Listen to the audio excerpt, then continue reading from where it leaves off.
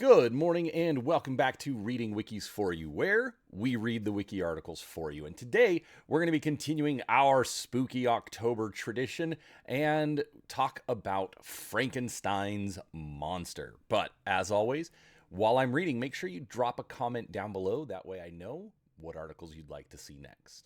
And with that out of the way, let's get started. Frankenstein's Monster, now commonly referred to as Frankenstein, is a fictional character that first appeared in Mary Shelley's 1818 novel Frankenstein, or The Modern Prometheus, as its main antagonist. Shelley's title compares the monster's creator, Victor Frankenstein, to the mythological character Prometheus, who fashioned humans out of clay and gave them fire. In Shelley's Gothic story, Victor Frankenstein builds the creature in his laboratory through an ambiguous method based on a scientific principle he discovered. Shelley describes the monster as 8 feet tall and emotional. The monster attempts to fit into human society but is shunned, which leads him to seek revenge against Frankenstein. According to the scholar Joseph Carroll, the monster occupies, quote, a border territory between the characteristics that typically define protagonists and antagonists, unquote. Frankenstein's monster became iconic in popular culture and has been featured in various forms of media, including films, television series, merchandise, and video games. The most popularly recognized version is Boris Karloff's portrayal in the 1930s film Frankenstein, Bride of Frankenstein, and Son of Frankenstein. Names. Mary Shelley's original novel does not give the character a specific name. In the novel, Victor Frankenstein variously refers to his creation as the creature, fiend, specter, daemon, wretch, devil, thing, being, and ogre. Frankenstein's creation referred to himself as a monster at least once, as did the residents of a hamlet who saw the creature towards the end of the novel. As in Shelley's story, the creature's namelessness became a central part of the stage adaptations in London and Paris during the decades after the novel's first appearance. In 1823, Shelley herself attended a performance of Richard Brinsley Peake's Presumption, the first successful stage adaptation of her novel. The playbill amused me extremely, for in the list of dramatis persona came blank by Mr. T. Cook. She wrote to her friend Leigh Hunt, "This nameless mode of naming the unnameable is rather good," unquote. Within a decade of publication, the name of the creator, Frankenstein, was used to refer to the creature, but it did not become firmly established until much later. The story was adapted for the stage in 1927 by Peggy Webling, and Webling's Victor Frankenstein does give the creature his name. However, the creature has no name in the Universal film series starring Boris Karloff during the 1930s, which was largely based upon Webling's play. The 1931 Universal film treated the creature's identity in a similar way as Shelley's novel. In the opening credits, the character is referred to merely as, quote, the monster, unquote. The actor's name is replaced by a question mark, but Karloff is listed in the closing credits. However, in the sequel, Bride of Frankenstein, the frame narration by a character representing Shelley's friend Lord Byron does refer to the monster as Frankenstein. Nevertheless, the creature soon enough became best known in the popular imagination as Frankenstein.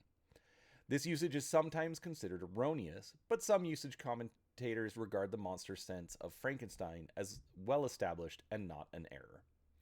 Modern practice varies somewhat. For example, in Dean Koontz's Frankenstein, first published in 2004, the creature is named Deucalion, after the creature from Greek mythology, who is the son of the Titan Prometheus, a reference to the original novel's title. Another example is the 2014 film I, Frankenstein, where the queen of the gargoyles, Lenore, gives him the name Adam after understanding Victor never gave him one. The creature is also referred to as Adam in the 2017 novel The Strange Case of the Alchemist's Daughter by Theodora Goss. In the second episode of Showtime's Penny Dreadful, also from 2014, Victor Frankenstein briefly considers naming his creation Adam, before deciding instead to let the monster pick his own name. Thumbing through a book of the works of William Shakespeare, the monster chooses Proteus from The Two Gentlemen of Verona. It is later revealed that Proteus is actually the second monster Frankenstein has created, with the first abandoned creation having been named Caliban from The Tempest, by the theater actor who took him in and later, after leaving the theater, named himself after the English poet John Clare. Another example is an attempt by Randall Munroe of webcomic XKCD to make Frankenstein the canonical name of the monster by publishing a short derivative version which directly states that it is. The 2004 film Van Helsing, a Universal production, depicts updated versions of some of its characters, including the monster who is addressed directly by the title character as Frankenstein. Shelley's plot. Victor Frankenstein builds the creature over a 2-year period in the attic of his boarding house in Ingolstadt after discovering a scientific principle which allows him to create life from non-living matter. Frankenstein is disgusted by his creation, however, and flees from it in horror. Frightened and unaware of his own identity, the monster wanders through the wilderness. He finds solace beside a remote cottage inhabited by an older blind man and his 2 children. Eavesdropping, the creature familiarizes himself with their lives and learns to speak, whereby he becomes an eloquent, educated, and well-mannered individual. During this time, he also finds Frankenstein's journal in the pocket of the jacket he found in the laboratory, and learns how he was created. The creature eventually introduces himself to the family's blind father, De Lacy, who treats him with kindness. When the rest of the family returns, however, they are frightened of him and drive him away. Enraged, the creature feels that humankind is his enemy and begins to hate his creator for abandoning him. Although he despises Frankenstein, he sets out to find him, believing that he is the only person who will help him. On his journey, the creature rescues a young girl from a river, but is shot in the shoulder by the child's father, believing the creature intended to harm his child. Enraged by this final act of cruelty, the creature swears revenge on humankind for the suffering they have caused him. He seeks revenge against his creator, in particular for leaving him alone in a world where he is hated. Using the information in Frankenstein's notes, the creature resolves to find him.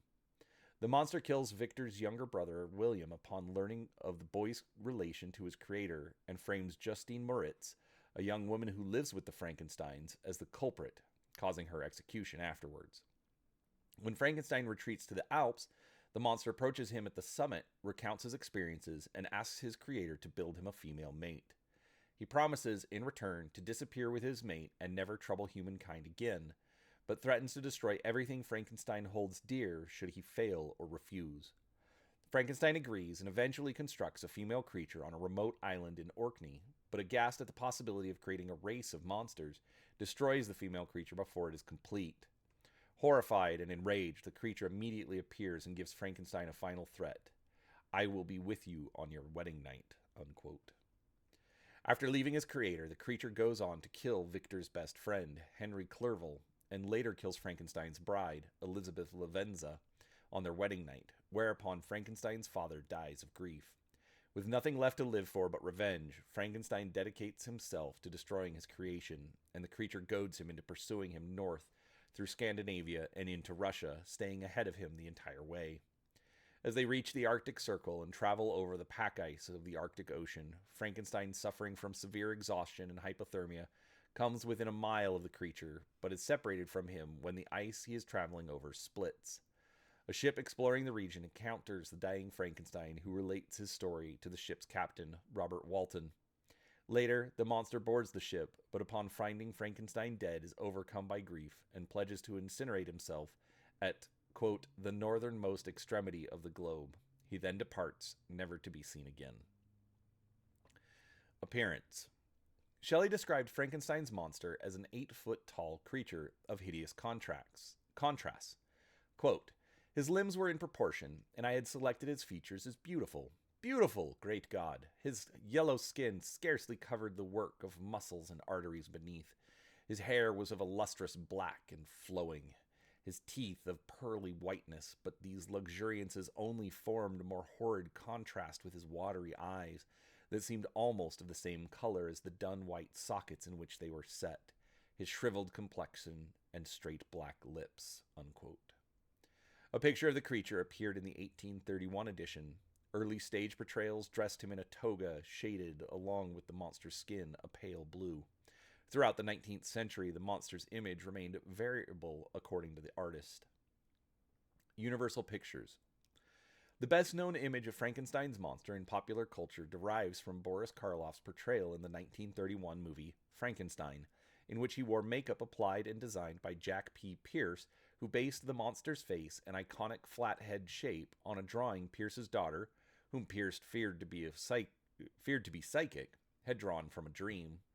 Universal Studios, which released the film, was quick to secure ownership of the copyright for the makeup format.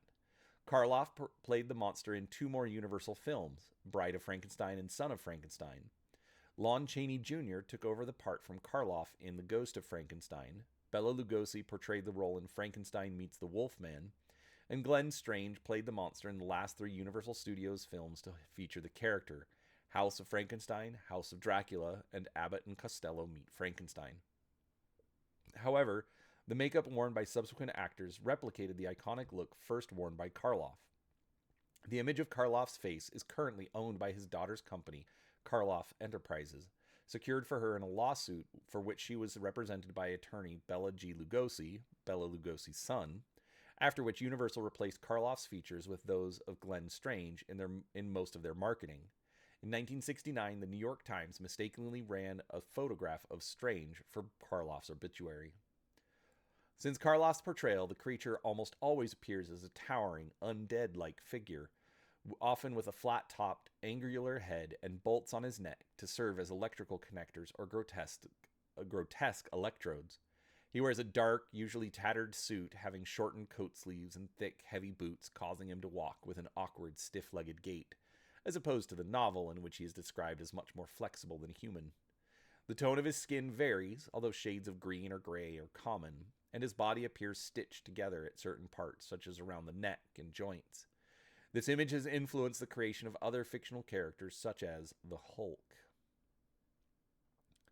Hammer Films Productions versions. In the 1957 film The Curse of Frankenstein, Christopher Lee was cast as the creature. The producers, Hammer Film Productions, refrained from duplicating aspects of Universal's 1931 film, and so Phil Leakey designed a new look for the creature bearing no resemblance to Boris Karloff design created by Jack Pierce. For his performance as the creature, Lee portrayed him as loose-limbed and childlike, fearful and lonely, with a suggestion of being in pain. Author Paul Leggett describes the creature as being like an abused child, afraid but also violently angry. Christopher Lee was annoyed on getting the script and discovering that the monster had no dialogue, for this creature was totally mute. According to Marcus K. Harms, in contrasting Lee's creature with the one played by Karloff, Lee's actions as the monster seem more directly evil. To judge from the expression on his face when he bears down on the helpless old blind man, but these are explained in the film as psychopathic impulses caused by brain damage, not the cunning of the literary monster. Lee also evokes considerable pathos in his performance, unquote. In this film, the aggressive and childish demeanor of the monster are in contrast with that of the murdered Professor Bernstein, once the, quote, finest brain in Europe, from whom the creature's now damaged brain was taken. The sequels to The Curse of Frankenstein would feature Victor Frankenstein creating various different Frankenstein monsters, none of which would be played by Christopher Lee. The film The Revenge of Frankenstein has Victor Frankenstein placing the brain of a hunchback named Carl, portrayed by Oscar Kittak, into a makeshift body, portrayed by Michael Gwynn. Though the procedure works, Carl starts to redevelop his deformities and later dies in front of Victor. In the film The Evil of Frankenstein reveals that Victor Frankenstein had made a prototype version of his monster which was kept in a frozen cave. After being thawed out and reanimated, the monster, portrayed by Kiwi Kingston, has his brain awakened by a hypnotist named Zoltan, portrayed by Peter Woodthorpe. When Frankenstein's lab went off the cliff, it apparently killed Victor and the monster. The film Frankenstein Created Woman has Victor Frankenstein surviving the lab's destruction and making a female monster from the remains of a cowardly innkeeper's half-disfigured daughter, Christina Cleave, portrayed by Susan Denberg, after she threw herself in the river following the death of Victor's ally Hans. He and Dr. Hertz transferred Hans's soul into Christina's body, causing her to become possessed by him. After coming to her senses, Christina commits suicide by drowning herself in the river. The film Frankenstein Must Be Destroyed has Victor Frankenstein making a monster out of the remains of the asylum's administrator, Professor Richter, portrayed by Freddie Jones, that involves placing the brain of Victor's former assistant, Dr. Frederick Brandt, portrayed by George Pravda, into Professor Richter's body. The monster later drags Victor into the burning house. The film Frankenstein and the Monster from Hell has Victor surviving the fire and making a monster from the hulking ape-like asylum inmate Herr Schneider, portrayed by David Prowse, while also giving him a new brain and new eyes. During its plans for revenge, the monster is killed by a mob of asylum inmates. Toho versions. In the 1965 Toho film Frankenstein vs. Baragon, the heart of Frankenstein's monster was transported from Germany to Hiroshima as World War II neared its end, only to be irradiated during the atomic bombing of the city, granting it miraculous regenerative capabilities. Over the ensuing 20 years, it grows into a complete human child, who then rapidly matures into a giant 20-meter-tall man after he is rediscovered. Frankenstein escapes a laboratory in the city after being agitated by news reporters using flash photography on him, and goes to fend for himself in the countryside, only to be accused of attacking villages and killing people. Actually, the victims of the underground monster Baragon. The two monsters face off in a showdown that ends with Frankenstein's monster victorious, though he falls into the depths of the earth after the ground collapses beneath his feet. The film sequel, The War of the Gargantuas, would see cell samples of the monster regenerate into the titular Gargantuas, two hairy giants consisting of the malicious green sea monster Gyra and the friendly brown mountain monster Sanda. Gyra and Sanda later appeared in the series Ike Godman and the IDW publishing comic Godzilla Rulers of Earth. Other film versions. In the 1973 TV miniseries Frankenstein the True Story, in which the creature is played by Michael Sarrazin, he appears as a strikingly handsome man who later degenerates into a grotesque monster due to a flaw in the creation process. In the 1977 film Terror of Frankenstein, also released under the title Victor Frankenstein, the monster is played by Per Oscarsson. This adaptation closely resembles the creature as described in the novel, both intelligent and articulate, but with dark blonde hair and black lips. In the 1994 film Mary Shelley's Frankenstein, the creature is played by Robert De Niro and has an appearance closer to that described in the original novel, though this version of the creature possesses balding gray hair and a body covered in bloody stitches. He is, as in the novel, motivated by pain and loneliness. In this version, Frankenstein gives the monster the brain of his mentor, Dr. Waldman, while his body is made from a man who killed Waldman while resisting a vaccination. The monster retains Waldman's trace memories that apparently help him quickly learn to speak and read. In the 2004 film Van Helsing, the monster is shown in a modernized version of the Karloff design. He is 8 to 9 feet tall, has a square bald head, gruesome scars, and pale green skin. The electrical origin of the creature is emphasized with one electrified dome in the back of his head and another over his heart. And he also has hydraulic pistons in his legs, with the design being similar to that of a steampunk cyborg. Although not as eloquent as in the novel, this version of the creature is intelligent and relatively non-violent. In 2004, a TV miniseries adaptation of Frankenstein was made by Hallmark. Luke Goss plays the creature. This adaptation more closely resembles the monster as described in the novel, intelligent and articulate, with flowing dark hair and watery eyes. The 2005 film Frankenstein Reborn portrays the creature as a paraplegic man who tries to regain the ability to walk by having nanobots surging through his body, but it has side effects.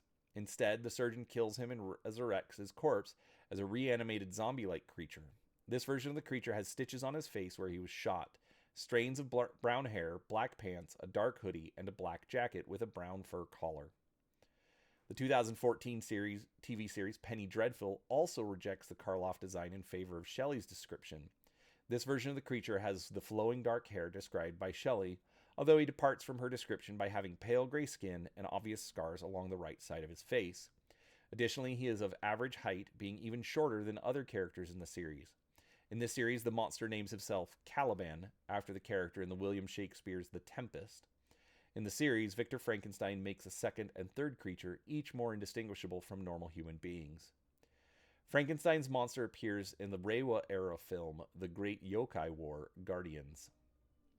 The 2024 film Monster Mash by the Asylum features a Frankenstein's monster variant called Boris, portrayed by Eric Celso Mann. Personality. As depicted by Shelley, the creature is a sensitive, emotional person whose only aim is to share his life with another sentient being like himself. The novel portrayed him as versed in Paradise Lost, Plutarch's Lives, and The Sorrows of Young Werther, books he finds after having learnt language. From the beginning, the creature is rejected by everyone he meets. He realizes from the moment of his birth that even his own creator cannot stand the sight of him. This is obvious when Frankenstein says, quote, "One hand was stretched out, seemingly to detain me, but I escaped," unquote. Upon seeing his own reflection, he realizes that he too is repulsed by his appearance. His greatest desire is to find love and acceptance, but when that desire is denied, he swears revenge on his creator. The creature is a vegetarian. While speaking to Frankenstein, he tells him, "My food is not that of man. I do not destroy the lamb and the kid to glut my appetite. Acorns and berries afford me sufficient nourishment. The picture I present to you is peaceful and human," unquote. At the time the novel was written, many writers, including Percy Shelley, in A Vindication of Natural Diet, argued that practicing vegetarianism was the morally right thing to do. Contrary to many film versions, the creature in the novel is very articulate and eloquent in his speech. Almost immediately after his creation, he dresses himself, and within 11 months he can speak and read German and French. By the end of the novel, the creature is able to speak English fluently as well. The Van Helsing and Penny Dreadful interpretations of the character have similar personalities to the literary original, although the latter version is the only one to retain the character's violent reactions to rejection. In the 1931 film adaptation, the creature is depicted as mute and bestial.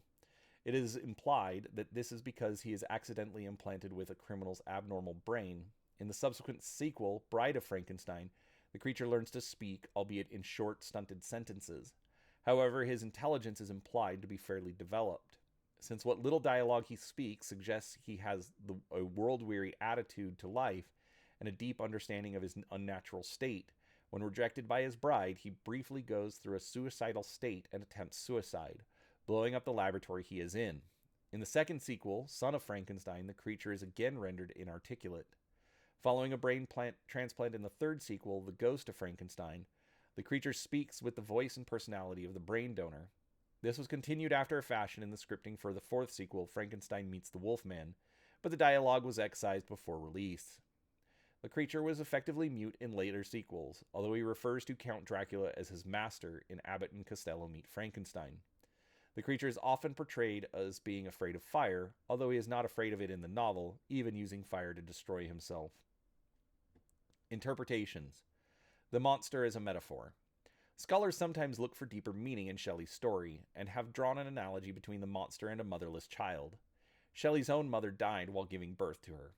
The monster has also been analogized to an oppressed class. Shelley wrote that the monster recognized, quote, "the division of property, of immense wealth, and squalid poverty," unquote.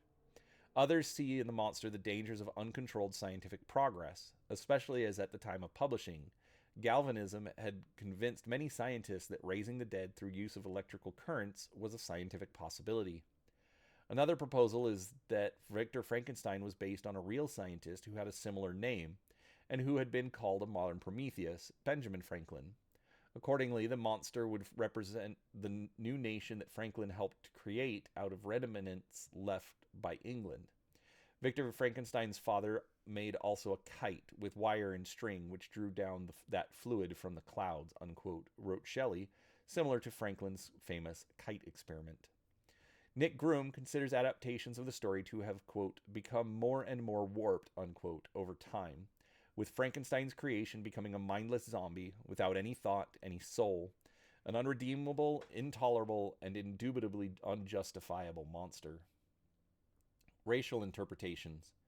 In discussing the physical description of the monster, there has been some speculation that his design may be rooted in common perceptions of race during the 18th century. 3 scholars have noted that Shelley's description of the monster seems to be racially coded.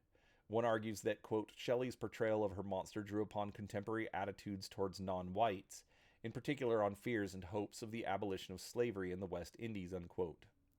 In her article Frankenstein, Racial Science and the Yellow Peril, Anne Malor claims that the monster's features share a lot in common with the Mongoloid race. This term, now out of fashion and carrying some negative connotations, is used to describe the, quote, yellow races of Asia as distinct from the Caucasian or white races. To support her claim, Miller points out that both Mary and Percy Shelley were friends with William Lawrence, an early proponent of racial science and someone whom Mary continued to consult on medical matters and met with socially until his death in 1830. While Mellor points out to allusions to Orientalism and the Yellow Peril, John Malcho, in his article Frankenstein's Monster and the Images of Race in 19th Century Britain, explores the possibility of the monster either being intentionally or unintentionally coded as black. Malcho argues that the monster's depiction is based in an 18th century understanding of popular racial discourse, which managed to conflate such descriptions of popular ethnic characteristics into a general image of the, quote, Negro body, which repulsive features, brute-like strength, and size of limbs featured prominently, unquote. Malcho makes it clear that it is difficult to tell if this alleged racial allegory was intentional on Shelley's part or if it was inspired by the society she lived in, or if it exists in the text at all outside of his interpretation. And he states that, quote, there is no clear proof that Mary Shelley consciously set out to create a monster which suggested explicitly the Jamaican escaped slave or maroon, or that she drew directly from any personal knowledge or either planter or abolitionist propaganda, unquote. In addition to the previous interpretations, Karen Linnea Piper argues in her article, quote, Inuit diasporas, Frankenstein and the Inuit in England, unquote, that the symbolism surrounding Frankenstein's monster could stem from the Inuit of the Arctic. Piper argues that the monster accounts for the missing presence of any indigenous people during Walden's expedition, and that he represents the fear of the savage lurking on the outskirts of civilization. Portrayals. All right, just going to list this off. Actor, year, and then the production. Thomas Cook, 1823, Presumption, or The Fate of Frankenstein, stage play. O. Smith, 1826, The Man and the Monster, or The Fate of Frankenstein, stage play. Charles Stanton Ogle, 1910, Frankenstein. Percy Standing, 1915, Life Without Soul. Umberto Guarasino, 1920, The Monster of Frankenstein. Boris Karloff, 1931, Frankenstein. 1935, Bride of Frankenstein. 1939, Son of Frankenstein. 1962, Route 66, Lizard's Leg and Owlet's Wing, TV series episode. Joel Ashley, 1939, Frankenstein, stage play. Dale Van Sickle, 1941, Hellzapoppen. Lon Chaney Jr., 1942, The Ghost of Frankenstein. 1952, Tales of Tomorrow, Frankenstein, TV series episode. Bela Lugosi, 1943, Frankenstein Meets the Wolfman. Glenn Strange, 1944, The House of Frankenstein. 1945, House of Dracula. 1948, Abbott and Costello Meet Frankenstein.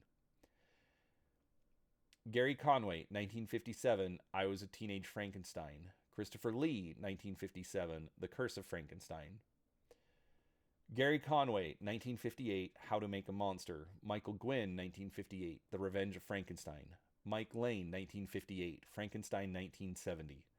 Harry Wilson, 1958, Frankenstein's Daughter. Don McGowan, 1958, Tales of Frankenstein, TV pilot. Danny Dayton, 1963, Mack and Meyer for Hire, Monstrous Merriment, TV series episode. Kiwi Kingston, 1964, The Evil of Frankenstein. Fred Gwynn, 1964, The Munsters as Herman Munster. Koji Furuhata, 1965, Frankenstein vs. Baragon. John Maxim, 1965, Doctor Who, The Chase, TV series episode. Robert Riley, 1965, Frankenstein Meets the Space Monster. Yu Sakita and Haruo Nakajima, 1966, The War of the Gargantuas. Alan Swift, 1967, Mad Monster Party. 1972, Mad, Mad, Mad Monsters. Susan Denberg, 1967, Frankenstein Created Woman. Robert Roden, 1967, Dark Shadows. David Prowse, 1967, Casino Royale. 1970, The Horror of Frankenstein. 1974, Frankenstein and the Monster from Hell. Freddie Jones, 1969, Frankenstein Must Be Destroyed. Manuel Leal, 1969, Santo y Blue Demon contra los Monstruos as Frankenstein. Sorry. Howard Morris, 1970, Groovy Ghoulies as Frankie. John Bloom and Shelley Weiss, 1971, Dracula vs. Frankenstein. Shiro Papas, 1972, Frankenstein 80. Bo Svensson, 1973, The Wide World of Mystery, Frankenstein TV series episode. Jose Villasante, 1973, The Spirit of the Beehive. Michael Sarrazin, 1973, Frankenstein, The True Story. Serjan Zelenovic, 1974, Flesh for Frankenstein. Peter Boyle, 1974, Young Frankenstein. Mike Lane, 1976, Monster Squad. Per Oscarson, 1977, Terror of Frankenstein. Jack Elam, 1979, Struck by Lightning. John Shook, 1979, The Halloween That Almost Wasn't. Peter Cullen, 1984, The Transformers. David Warner, 1984, Frankenstein the Movie. Or Frankenstein TV movie, sorry.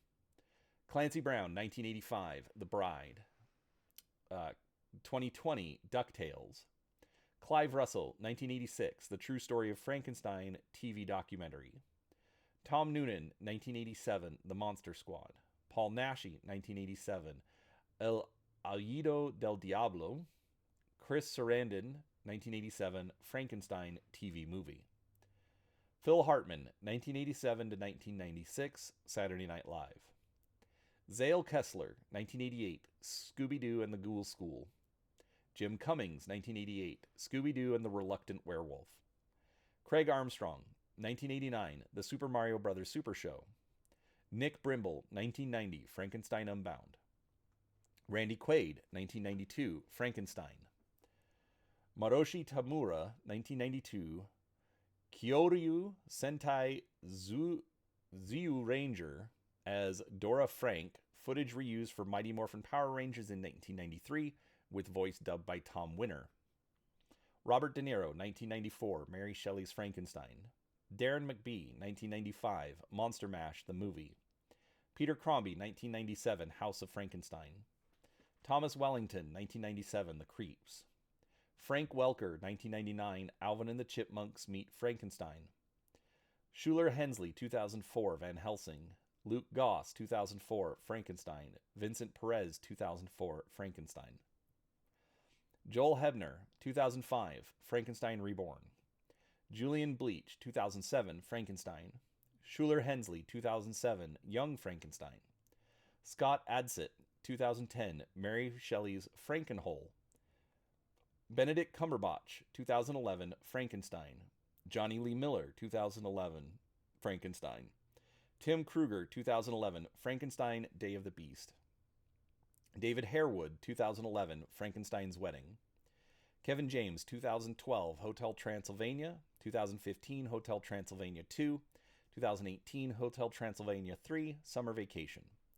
David Guest, 2012, A Nightmare on Lime Street. Mark Hamill, 2012, Uncle Grandpa. Roger Morrissey, 2013, The Frankenstein Theory. Chad Michael Collins, 2013, Once Upon a Time. Aaron Eckhart, 2014, I, Frankenstein. Eric Gesicus, 2014, Army of Frankensteins. Rory Kinnear, 2014, Penny Dreadful. D. Bradley Baker, 2014, Winx Club in A Monstrous Crush. Michael Gladys, 2015, The Librarians in And the Broken Staff. Spencer Wilding and Guillaume Delaney, 2015, Victor Frankenstein. Xavier Samuel, 2015, Frankenstein. Kevin Michael Richardson, 2015, Rick and Morty. Takayuki Sugo, original Japanese version, and R. Bruce Elliott, English dub, 2015, The Empire of Corpses as The One. Brad Garrett, 2016, Apple Holiday commercial. John DeSantis, 2017, Escape from Mr. Lemoncello's Library. I, Nonanka, original Japanese version, Sarah Ann Williams, English dub, 2017, Fate Apocrypha. Grant Moninger, 2017, Teenage Mutant Ninja Turtles. Skylar Aston, 2019, Vampirina. Will Ferrell, 2019, Drunk History. Brad Abril, 2022, Hotel Transylvania, Transformania. Itaru Yamamoto, 2023, Undead Girl Murder Farce. David Harbour, 2024, Creature Commandos. Jacob Elordi, 2025, Frankenstein. Christian Bale, 2026, The Bride. All right. See also Frankenstein in popular culture. List of films featuring Frankenstein's monster. Allotransplantation, the transplantation of body parts from one person to another. Xenotransplantation, the transplantation of cells or tissue across species. And Frankenstein's Promethean dimension. All right. Hope you enjoyed that. If you did, please do give it a like. And as always, subscribe to the channel if you enjoy this kind of content. And make sure you drop a comment down below. That way I know what articles you'd like to hear next. Thanks for watching, and we'll talk to you next time.